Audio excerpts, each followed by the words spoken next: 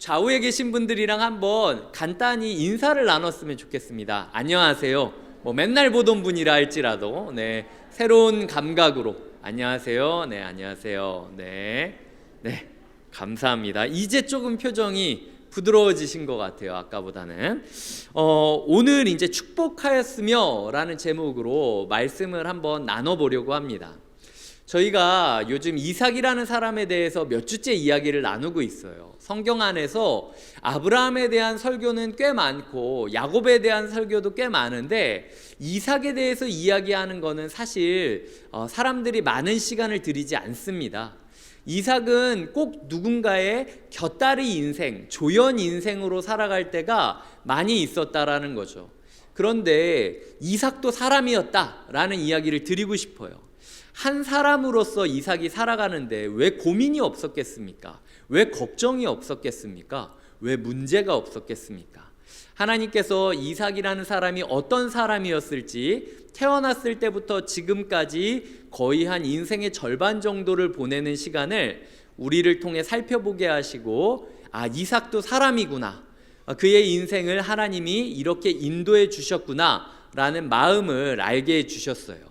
그런데 히브리서 11장이라는 곳은 믿음이라는 키워드로 성경을 바라보는 그 장인데요, 거기서는 이삭이 살았던 180년 동안의 생활을 이 한 문장으로 요약을 하고 있습니다. 이삭은 믿음의 사람이었는데 그 믿음이 어떻게 표현되었느냐? 축복이라는 것으로 표현이 되었다. 너희도 만약 믿음의 사람이라면 너희가 그 믿음을 축복이라는 형태로 표현할 줄 알아야 된다 라는 이야기를 하고 있는 게 이 히브리서 11장 20절이라는 거죠. 그래서 오늘 저는 과연 이삭이 축복의 사람이었을까?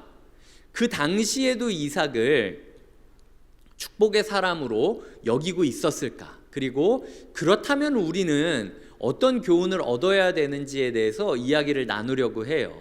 먼저 이삭이라는 사람에 대해서 우리가 생각을 해볼 때요, 이삭은 복받은 사람이라는 거예요. 창세기 26장 3절에 보면 이렇게 이야기합니다. 내가 하나님이 너와 이삭과 함께 있어 이삭에게 복을 줄 것이다 라고 약속하는 장면이 나와요.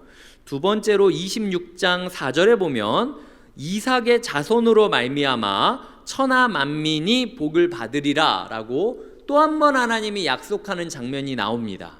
세 번째로 시간이 흘러 24절이 되었을 때 이삭에게 복을 주어 자손이 번성하게 하리라 하신지라 라고 세 번째 약속이 나오고 있어요. 이 세 가지의 약속이 나오는 동안 시간이 순식간에 지나갈 때도 있었고 여러 가지 일들이 있기도 했습니다. 잘할 때도 있었고 못할 때도 있었어요. 명령을 지켰을 때도 있었고 두려워 떨었을 때도 있습니다. 사람들 앞에서 아주 그냥 명성을 떨쳤던 때도 있었고요, 밀려나던 때도 있었습니다. 중요한 건 그것과 상관없이 복이 현실로 이루어졌다라는 이야기를 드리고 싶어요. 26장 12절을 띄워드릴 테니까 읽어주셨으면 좋겠습니다. 시작. 이삭이 그 땅에서 농사하여 그 해에 100배나 얻었고 여호와께서 복을 주심으로. 여호와께서 복을 주셨다. 복의 주체가 누구냐? 여호와 하나님이라는 것이죠. 이삭이 노력해서 이삭이 안간힘을 써서 복을 어떻게 뺏어내고 복을 어떻게 투쟁해가지고 쟁취해낸 게 아니라 복은 하나님이 주시는 거고 이삭이 잘했건 잘못했던 하나님이 약속했기 때문에 사랑한다라고 이야기를 하고 내가 너를 선택했다고 이야기를 하고 내가 너한테 복 주겠다고 약속했기 때문에 복을 준 거지 이삭이 뭘 잘해서 얻은 게 아니라는 거죠. 그러니까 우리가 여기까지 놓고 생각을 해보면 한번 고민을 해봐야 돼요. 내가 복을 받기만 원하며 신앙생활하고 있었던 것 아닌가? 교회에 다닐 때 많은 성도님들, 많은 사람들은요, 어떻게 하면 복을 받을 수 있을까만 고민하게 됩니다. 그래서 누가 이렇게 했더니 복을 받았다라고 하면 나도 복 받고 싶고, 누가 저렇게 했더니 복을 받았다라고 하면 나도 저렇게 해야 될 것 같고, 이런 마음이 있다라는 거죠. 복을 받고 싶은 마음은 우리에게 다 있어요. 그런데 믿지 않는 세상 사람조차도 이삭에게 이런 이야기를 했는데 26장 29절에 보면 이제 너는 여호와께 복을 받은 자니라 라고 이야기를 하고 있는 모습을 그리고 있다라는 거죠. 이삭은 여기서 멈추지 않았습니다. 하나님이 나에게 복 주시라고 한 말씀이 내가 열심히 해서 복을 받았으니까 또 사람들이 눈에 보기에도 내가 복받은 사람처럼 살아가니까 이제 나는 아주 그냥 행복하게 지내겠다라고 삶을 거기서 멈췄던 게 아니라는 거예요. 26장의 마지막까지를 저희가 지난주까지 봤는데 26장의 마지막은 사람들이 이삭에게 복받은 사람이다라고 이야기하는 걸로 끝나고 27장은 어떤 장으로 넘어가냐면요, 창세기 27장은 이삭이 축복을 하는 장면으로 넘어가고 있습니다. 그러니까 하나님께서는 우리에게 물어보시는 거죠. 너는 저수지처럼 네가 어떻게든 복받기만을 원해서 이것도 져주시고 저것도 져주시고 요거는 왜 다른 사람은 주면서 나는 안 줘요? 마치 아이가 가지고 놀 것도 아니고 사용할 것도 아님에도 불구하고 저 사람이 뭘 하고 있다라고 보면은 나도 무조건 달라고, 하여튼 사랑하니까 달라고, 쓰지 않을 거지만 그래도 나 달라고 계속해서 달라고만 이야기하지 준 것을 사용하지 않는 어린아이처럼 평생 동안 애를 쓰면서 하나님한테 복 달라고 얘기는 하지만 받은 복을 어떻게 사용할지에 대해서는 한 번도 고민하지 않은 채로 살아가고 있지는 않느냐 주님께서 물어보고 있다라는 거죠. 저수지로 살아갈래? 아니면은 졸졸졸졸 흐르는 샘물이라 할지라도 상류로부터 내려오는 물을 하류로 밀어내고 전달해주는 샘물처럼 살아갈래? 한 사람이라도 너라는 우물에서 물을 기르며 행복을 느낄 수 있게 해줄래? 아니면은 어떻게든 나는 물을 안 주겠다고 우물을 막아놓고 너만 그 안에서 먹고 마시겠다라고 이야기할래? 그거 저수지 그렇게 물 담아놓기만 해봤자, 우물 그렇게 가둬두기만 해봤자 썩습니다. 이게 우리 신앙생활 가운데 매너리즘이 있고 뭔가 안주하는 것 같고 나태해지고 이게 맞나? 라는 생각이 드는 이유는요, 받은 복이 부족해서가 아니에요. 내가 받은 복을 어떻게 줘야 될지 배우지 않았기 때문이라는 거죠. 축복이라는 이름이 뭡니까? 복을 빌어주는 것. 상대방이 내가 받은 복을 상대방이 흘러서 이어질 수 있도록 복의 통로가 되기로 결단하고 하나님이 나에게 주신 복을 내가 나누겠습니다 라고 빌어주는 것이 축복이거든요. 그런데 우리가 복 받는 것에만 초점을 두고 있지 축복하는 것에는 관심을 두지 않고 있다. 이 부분을 다루고 싶다라는 거죠. 이삭은요, 축복의 사람이었습니다. 첫 번째, 두 번째, 세 번째 증거가 있는데요. 첫 번째 증거를 들자면요, 이삭을 둘러싼 모든 존재가 이삭을 축복의 사람이라고 여기고 있었습니다. 그러니까 그냥 히브리서 신약에 가서야 이삭이 축복의 사람이었다 이렇게 얘기하는 게 아니라 창세기에 있을 때 많은 사람들이 이삭을 축복의 사람이라고 여기고 있었다라는 거죠. 예를 들어 보겠습니다. 리브가라고 이삭의 아내가 있었어요. 부부관계가 좋지 않았습니다. 왜냐하면은 이삭이 지금 원래는 둘째 아들한테 축복을 해야 되는데 자기가 첫째 아들한테 축복을 하겠다고 생각을 하거든요.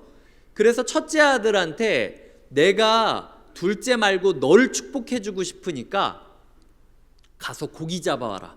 고기 사냥해 오면 그거 먹고 내가 기쁜 마음으로 힘내서 축복해 줄게 라고 이야기를 합니다.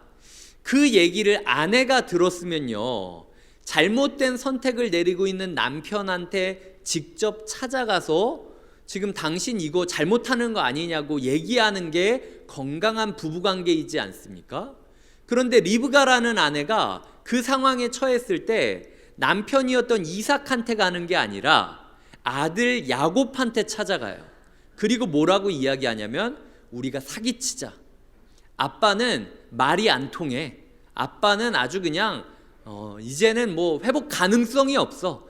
그러니까 우리가 아빠가 변할 걸 기대하지 말고 우리가 속여서 그 축복을 강탈해내자라고 이야기할 정도였다라는 거죠. 제가 이야기하고 싶은 건 이 정도로 부부관계가 멀어지고 깨졌는데도 불구하고 이 아내가 믿고 있는 거 하나가 있었는데, 그녀가 믿고 인정하는 건 남편이 축복하면은 그게 그대로 이루어질 거라는 확신이 있었던 거예요.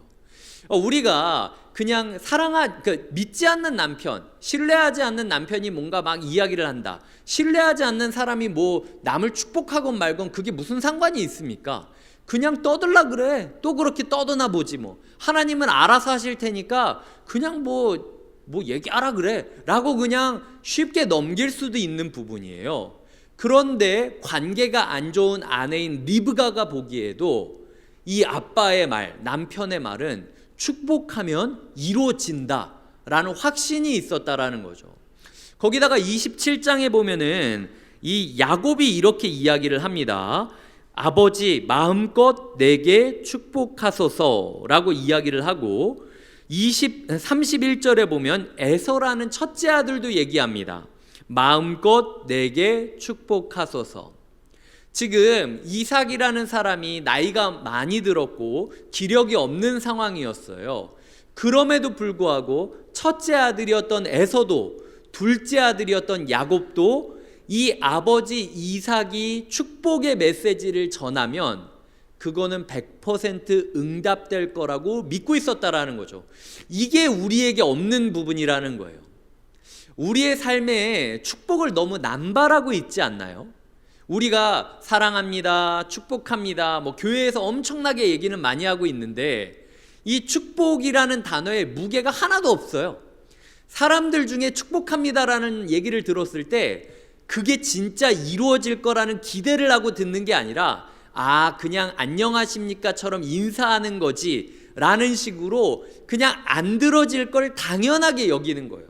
가끔가다 실제로 축복하는 메시지가 응답이 되면 너무 놀라운 거죠.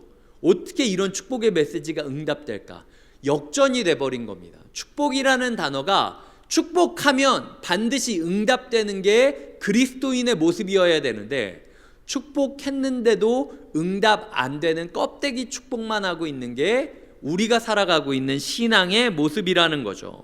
그래서 그저 복을 받기만을 꿈꿀 것이 아니라 하나님 제가 꿈꿉니다. 나를 믿지 않는 사람, 나를 인정하지 않고 사랑하지 않는 사람이라 할지라도 내가 너 믿지 않아도 네가 하는 말은 반드시 이루어질 거라는 건 내가 안다 라는 얘기 한 번만이라도 좀 들어봤으면 좋겠습니다 라고 축복의 전도사가 되길, 축복의 유통자가 되기를 하나님께 꿈꾸는 것이 필요하다라는 겁니다. 두 번째로 이삭은 축복에 있어서만큼은 적극적이고 능동적이었다라는 거죠. 아까 야곱이라는 사람도 마음껏 축복해달라, 이 에서라는 사람도 마음껏 축복해달라. 창세기 27장을 살펴보시면은요, 마음껏이라는 단어가 굉장히 많이 등장합니다. 자, 27장 4절을 띄워드릴 테니까 한번 읽어주셨으면 좋겠습니다. 시작. 내가 즐기는 별미를 만들어 내게로 가져와서 먹게 하여 내가 죽기 전에 내 마음껏 내게 축복하게 하라. 내 마음껏 내게 축복하게 하라. 25절입니다. 한번 읽어주세요. 시작. 이삭이 이르되 내게로 가져오라. 내 아들이 사냥한 고기를 먹고 내 마음껏 내게 축복하리라. 네, 이 성경 안에서 똑같은 단어가 계속 반복되면은 강조한다라는 겁니다. 이 마음껏이라는 단어가 뭘까 제가 찾아봤더니 히브리어로는 네페쉬라는 단어인데 생명을 뜻해요. 그러니까 이 구절을 그대로 그냥 원어를 따라서 번역을 한다면 내가 얼마 안 있어 죽을 것 같으니까 내가 내 남은 생명력을 다 불태워서 너를 축복하겠다라고 이야기를 하고 있다라는 거죠. 그리고 야곱과 에서도 아버지의 생명을 불태워서 그 열정으로 저를 축복해 주십시오 라고 구하고 있다라는 거예요.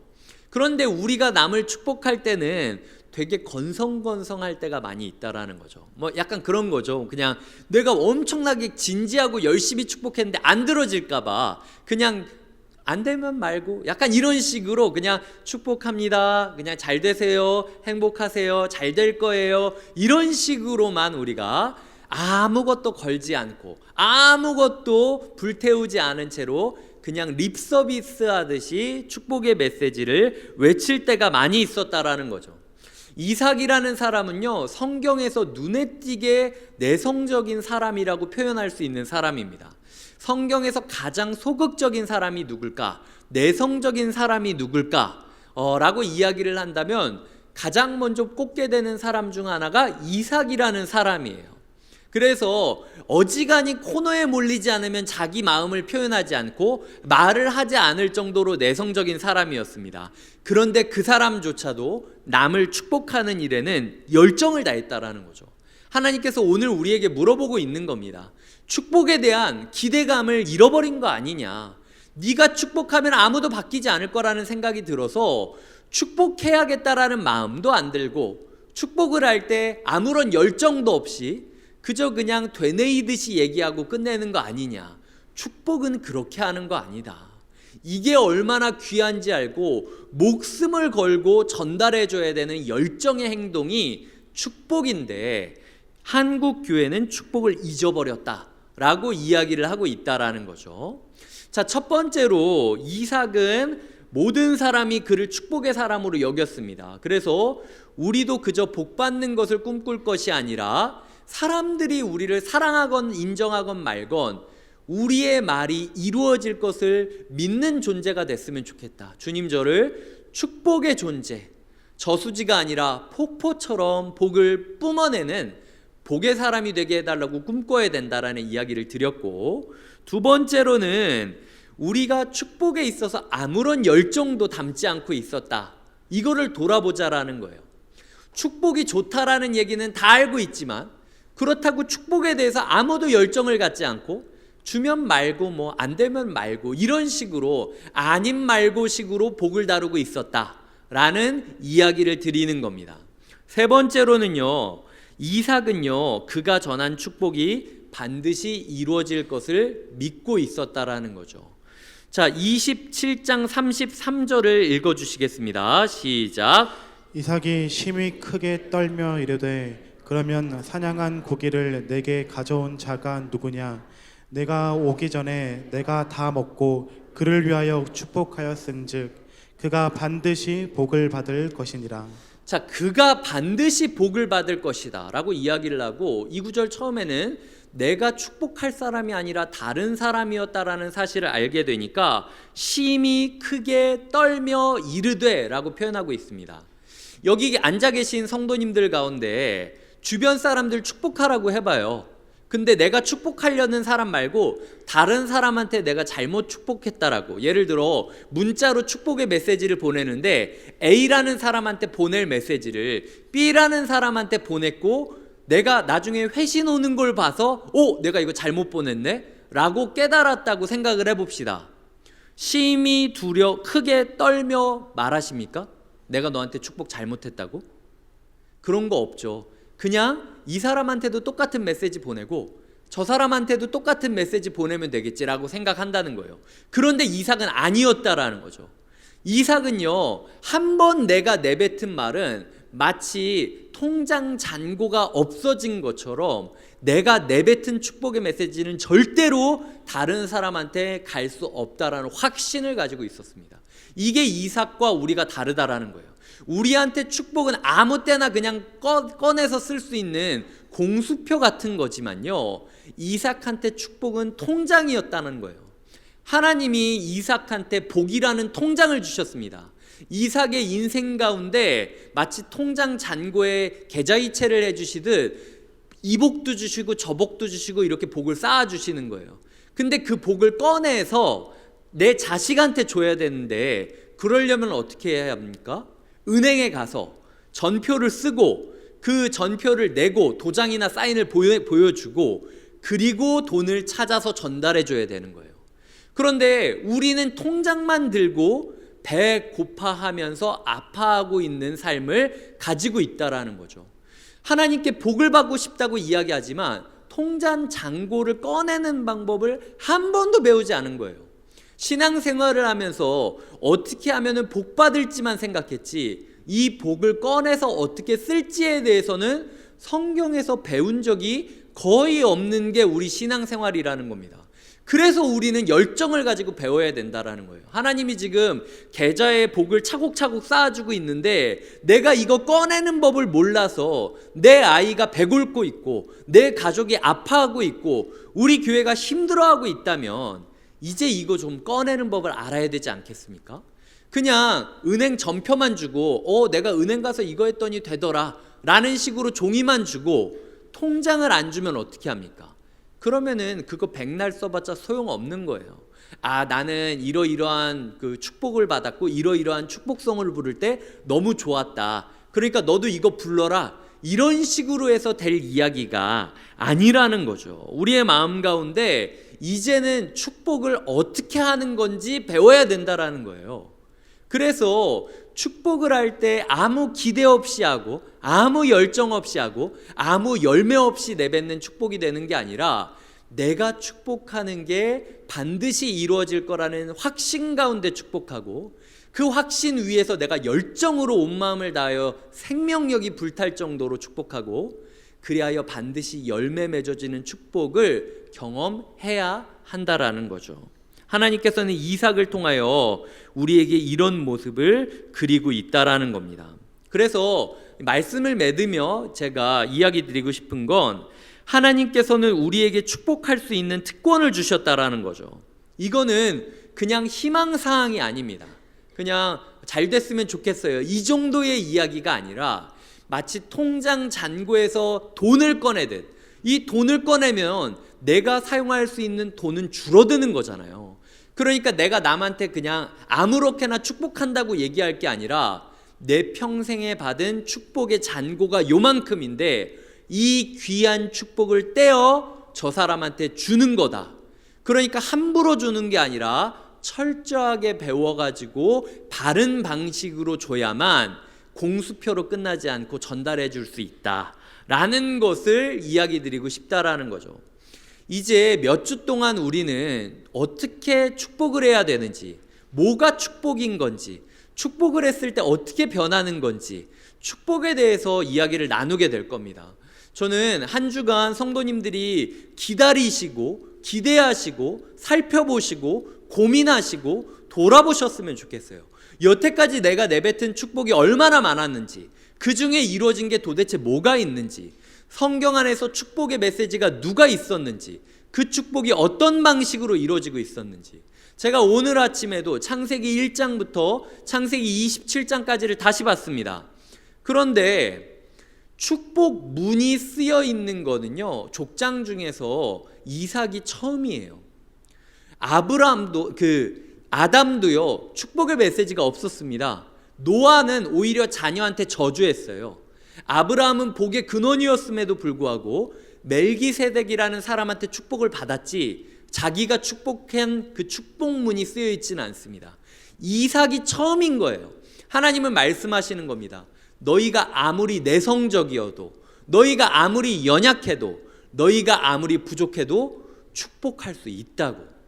바르게 배우기만 한다면 너희의 축복 기도문이 성경에 쓰이듯 너희 자녀의, 너희 가족의, 너희 공동체의 마음에 새겨지게 될 것이다 약속하고 있다라는 겁니다.